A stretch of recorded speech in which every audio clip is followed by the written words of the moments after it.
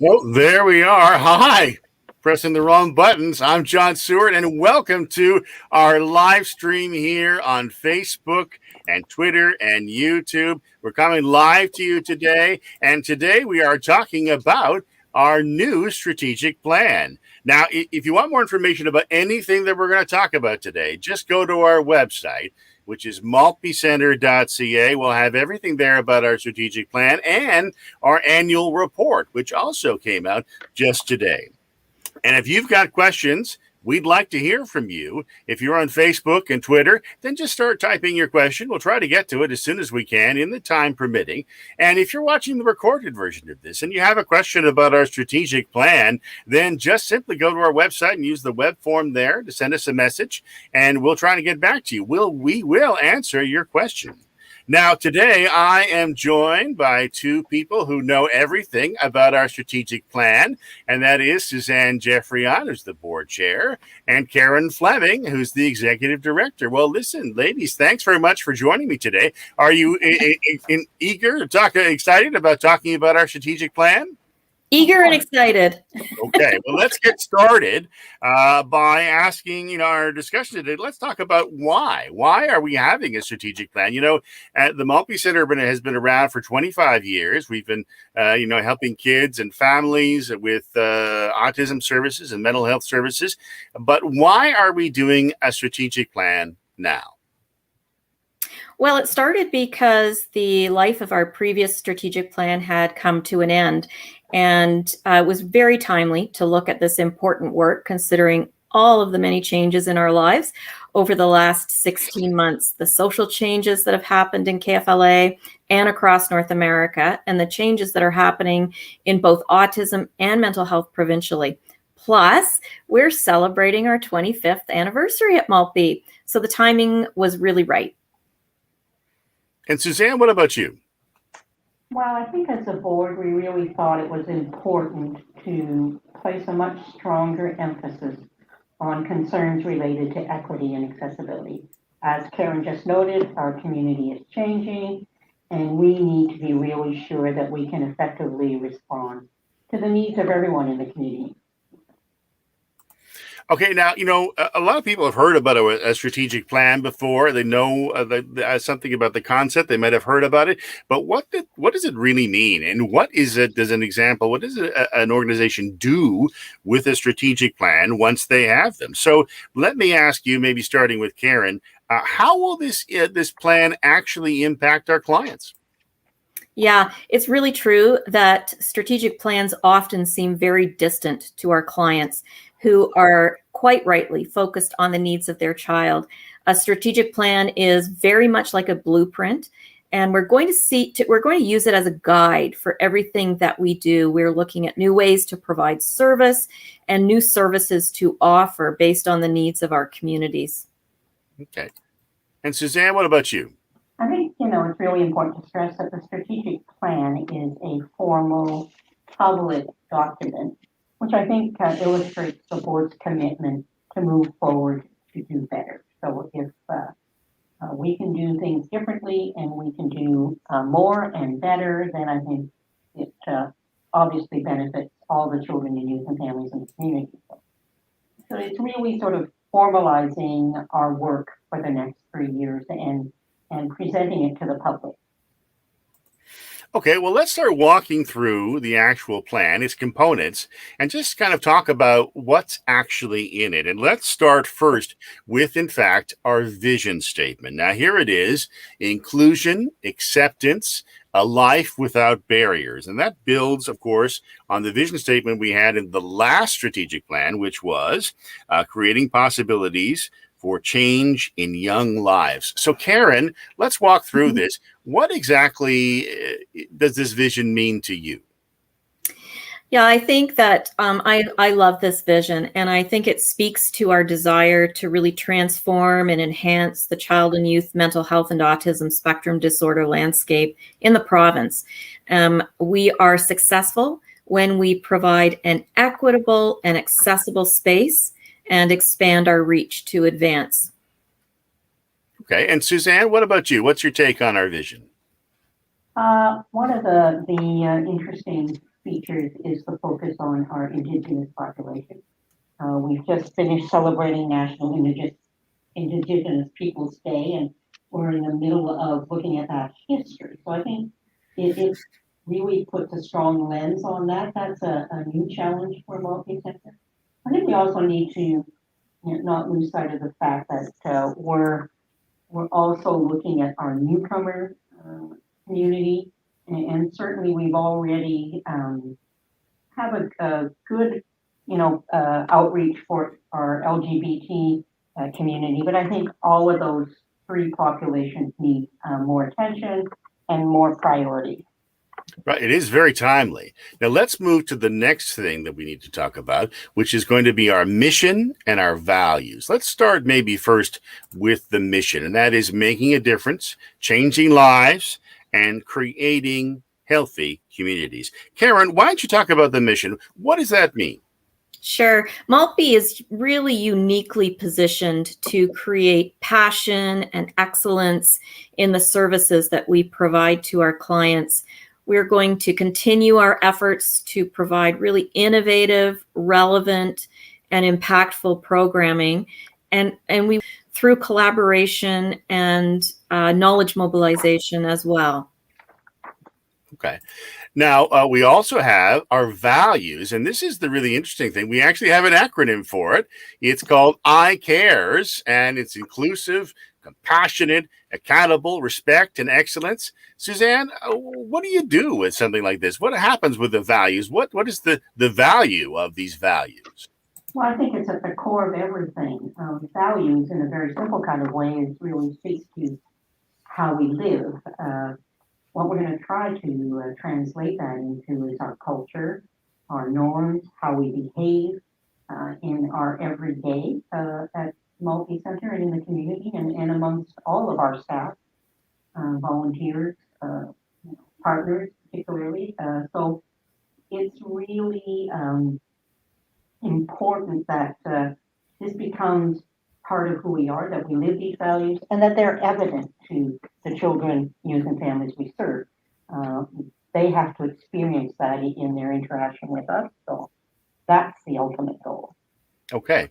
Now let's start maybe with the 4 pillars of the strategic plan. And they're actually very aptly named because they're the things that the strategic plan actually sits on. So why don't we start with the first one, and that is access, providing the right supports and services at the right time in the right place. Karen, what does this mean?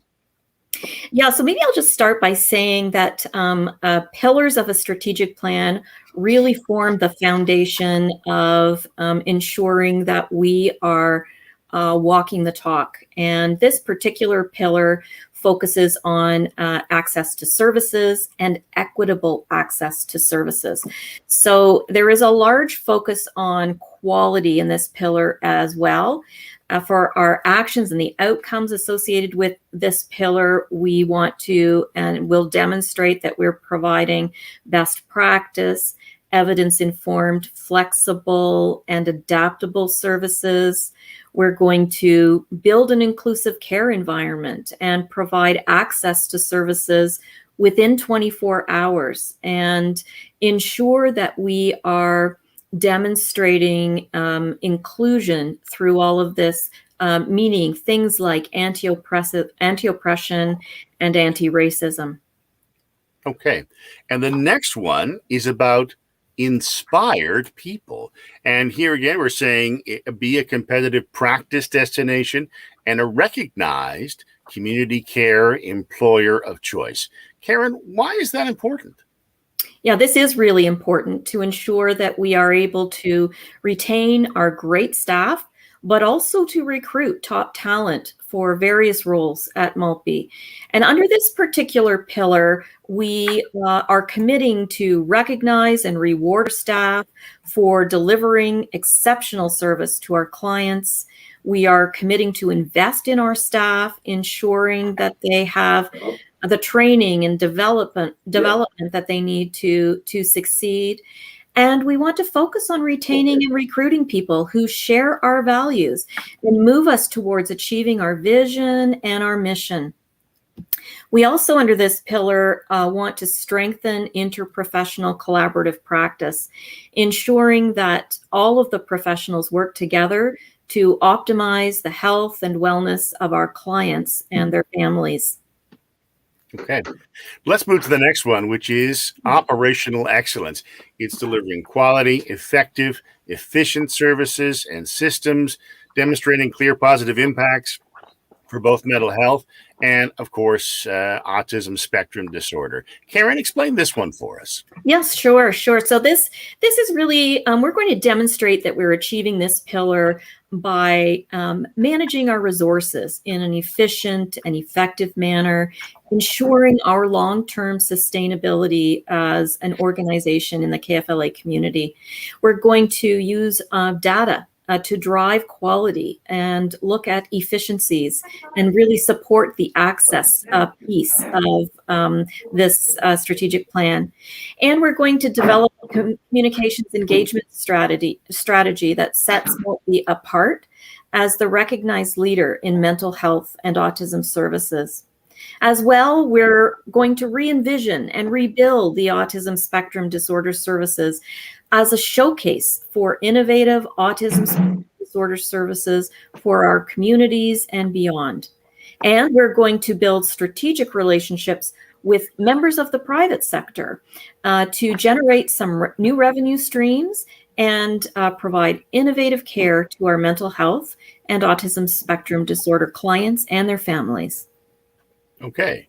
And the final pillar is partnerships and system integration. Here we're talking about building partnerships, exceptional ones, to create a high-performing care delivery system for both mental health and autism spectrum disorders. Karen, what does that mean? Yeah, so demonstrating achievement of this particular pillar, we're going to demonstrate that we're partnering with clients and families to meet their service delivery needs. We're going to focus on strengthening partnerships in order to improve system integration and navigation. And we're going to implement new ways of providing back office services to support partners in our region who may not have access to the same types of systems and services that we have at Maltby. Okay, so that's the components of the strategic plan. But, before we go to any questions, and by the way, if you're out there right now and you have a question, start typing it down on Facebook and Twitter, and we'll get to it as soon as we can. Before we go to the questions, though, let's maybe take a look at the big picture. Obviously this plan is going to last for 3 years. So maybe both Karen and Suzanne, maybe Karen, you want to go first. What is Maltby going to look like in 3 years? Yeah, by the end of the 3 years of this great strategic plan, we're going to see that Maltby is a much more inclusive environment at every level of the organization. Client and family voices will be integrated into everything that we do, and we'll continue to meet or exceed the service delivery needs and expectations of our clients. And we will be able to reduce or eliminate our wait lists in both mental health and autism. And we will demonstrate system alignment through all of the great partnerships that we currently have and that we will build as we go forward in these 3 years. Suzanne, what's your take? Well, I echo what Karen has just said. I think, the ultimate success is that the children and youth and the families in the community see Maltby as a place where their needs are going to be met. They're going to be responded, and that they're going to see themselves reflected in our organization. And I think they'll probably see an organization that's probably prepared to take some risks and engage change in a way that it hasn't done in the past. And we're really going to talk about an integrated care system so that we are aligned and working with everyone that touches their lives, and that they can feel confident that they're going to get the service they need just as much as the next guy. So whoever you are and whatever group you belong to, you are going to be served. Okay. Now it's time for questions. Again, if you have a question, just start writing it down. We'll get to it as soon as we can. If you're watching the recorded version of this, just go to our website and use the web form there to send us a message, or use our social media, Facebook, Instagram, Twitter, send us a message. We will answer your questions about our strategic plan. Now, we've had a number of questions already submitted, and we're going to go to some of those. But if you have some other ones, just send it to us. The first question is about autism services. And it's this: the situation with autism services across Ontario is changing. There are some people waiting for services. Others don't have resources to get their kids get what their kids need. What will this strategic plan do for us? Karen, what's the answer to that? Yeah, that's a really good question. The situation with autism services across Ontario is complicated and it's changing. And in this plan, we're not trying to say something definitive on autism services or answer immediate province-wide challenges. Rather, we're trying to create an overall vision of what we're trying to achieve: better outcomes, more inclusion, services that are smart and efficient for our clients. And Suzanne, what do you think the answer for that one is too? I think it's changing. We hope it's going to be better. We believe it can be better. And we're just going to have to keep everybody connected as we move forward. Okay, now the next question is kind of like a no-brainer because we're living it day to day, and that it's about the pandemic. So let me read it. We're in the middle of a pandemic. How is this plan going to work when we're all struggling with COVID-19? What's the answer to that one, Karen? Yeah.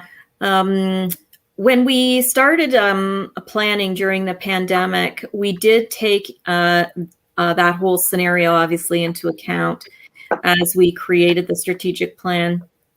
There's no doubt that COVID-19 will impact on how we roll out our strategic plan. For example, we've seen a significant increase in mental health volumes because of the pandemic, and we're not expecting that that's going to change anytime soon. And even when we get back to a kind of a pre-pandemic life, where we expect that our volumes are likely going to increase and are not likely to decrease in the short term. So this is a good plan with a really great vision, and I think it will see us through no matter how many curveballs COVID-19 throws at us now or in the future. Suzanne, how about you? Well, frankly, I'm amazed at how the Maltby Center and everyone involved has adapted so far. We've, as Karen said, we've got some bumps, but we managed to transition to a virtual service. We've changed everything. I mean, there's no doubt every group in the organization has changed how it operates. So I think there's a high level of determination and flexibility in the organization. So we just need to keep on going.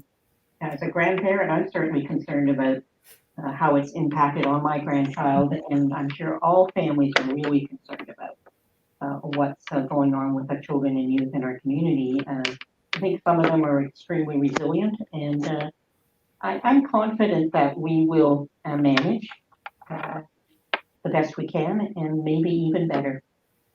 You know, this may be a good time to stop and thank not only our staff, but also the people who are connected to us, our family advisory committee, our youth advisory committee, Absolutely. and our clients too. I mean, we've all had to work together in many ways as a team during this pandemic. And really, as a team, I think we have a winning team. We've managed to get through the worst of it so far, and things seem to be going okay. You know, cross our fingers about how stuff will work out with vaccines and stuff, but it's been quite an effective thing. And I think we should all just pause for a moment and pat ourselves on the back for all the stuff that we've been doing. So yeah, absolutely. Good point. Let's actually make a couple other things before we actually go read some more stuff. And we're running out of time, so I'll try and speed this through. The next question is, who made this plan? Who did we consult in actually making that? Karen, what's the answer to that one? Yeah, I think strategic planning, there's not a lot, I think, that's necessarily understood about the process of strategic planning. It can be a bit of a mystery sometimes. And the strategic plan is a board-owned document. So the board really drives this process. And when we initiated the process to refresh the strategic plan in the fall of 2020, we used consultants who supported the board in this work and who do this work every single day to develop strategic plans. And these consultants also had experience of developing strategic plans in the middle of a pandemic. So it was really helpful to have them on board. And we asked them to include a broad range of stakeholders into the process to gather voices and experiences and perspectives to help us determine where our priorities should be in the 3 years ahead. We had over 130 voices included in the information gathering, and that included obviously our staff, but also our partners, our board, our youth advisory committee, and our family advisory committee. Yeah. So it was a lot of work. Mm-hmm. And a lot of people talk to. And that's the product that we're talking about now. Now, I noticed that that on Facebook, Marie Andre has sent us a question, and that is, what can the Francophone educational institutions, family, and community services do to help Maltby meet this vision? That's a really good question. Karen, Suzanne, would you like to take that? I'd love to answer that. I'm a Francophone, and we should really establish a formal relationship with you and make sure that we're in tune with what your requirements are. My understanding, it's been difficult to recruit Francophone and professionals, so keep us in mind, and I'd be more than pleased to meet with you at any given time to discuss how we serve the Francophone community. I think sometimes the assumptions are made that that's all taken care of, and there's no issue there, and I know that that's not necessarily true. So be happy to help, or reach out and have that conversation. Okay. Well, let's do another question. This might be the last one because we're running out of time, and that is, how are we going to measure the success of our strategic plan? Now, that's actually a really good question. I mean, we're going to be having it for 3 years, and then we're going to obviously evaluate as we go along. But how are we going to measure success? Karen, where should we start on that? We have a number of key performance indicators that the leadership at Maltby and the board will be monitoring along the way. And while we have data to inform our success, one of the most valuable pieces of feedback will be from our clients, our families, our staff, and our partners. And we will be collecting that feedback all the way along. Okay. Or maybe one other question, and that is something that occurred to me as we were talking, and that is, as we go along, I mean, it's 3 years, we're going to be coming back to people like you who are watching right now, and we're going to be reporting on a regular basis. We just actually put out our annual report, which has the strategic plan in it. But, we're going to report as we do more annual reports as we go along, so that we'll keep you informed about the stuff that we're doing. And I think Karen and Suzanne, we can make that commitment tonight that we'll keep people up to date as we go along in the next 3 years, telling people how we're doing and how we're changing, and maybe reporting once in a while in our annual report about what's going on. That seem fair? Absolutely. Okay. Now, we are running out of time. I just want to mention one more time that if you do have a question about our strategic plan or about our services or anything else, just go to our website, maltbycenter.ca, and use the web form there to just send us a message about what's happening. Use our social media too, Facebook, Twitter, Instagram, or LinkedIn, and we'll get back to you with an answer. We really want to make sure that you get the right information about our strategic plan, and that you have an opportunity to ask a question and that we give you an answer. So that does kind of wrap up most of our time tonight. And I want to thank everyone for being here, especially Karen and Suzanne. Thank you for taking time out of your afternoon for being here. And thank you as well, the people who are actually watching this and the recorded version as well. We really appreciate you actually spending the time with us tonight to talk about what the strategic plan is all about, and for all the support that you give, not just to us, of our staff and our family advisory council, our youth advisory council, but also to the clients that we have and to the community. We really appreciate everything that you do. So that wraps up our live stream, our first ever one for the Maltby Center, talking talking about our new strategic plan. We thank you very much for being here. And we want you to wish you, when you're going about tonight, to stay well and to stay safe. Thanks for being here.